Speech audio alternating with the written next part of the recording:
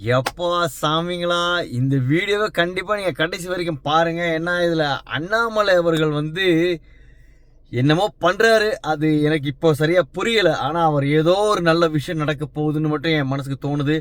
தப்பாக இருந்தால் அந்த வீடியோவை பார்த்ததுக்கப்புறம் நீங்களே உங்கள் காமெண்ட்டில் சொல்லுங்கள் கீழே.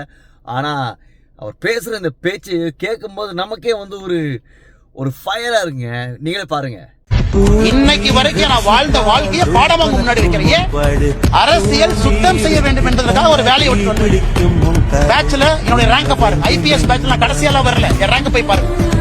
2011 ஐபிஎஸ் பாஸ் அவுட்ல ரேங்க் நம்பர் 2.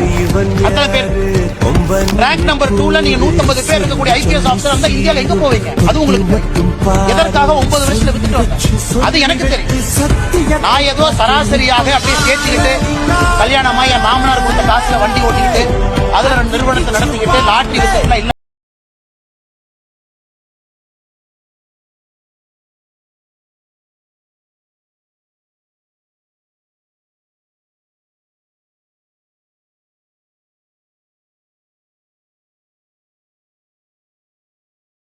பிரச்சனை வந்தாலும் தன்மானத்தையும் வைராகியத்தையும் விட மாட்டேன். எந்த பிரச்சனை தனி மனிதனாக விவசாயம் செஞ்சாலும் திரும்ப வந்துகிட்டே தான் இருக்கும்.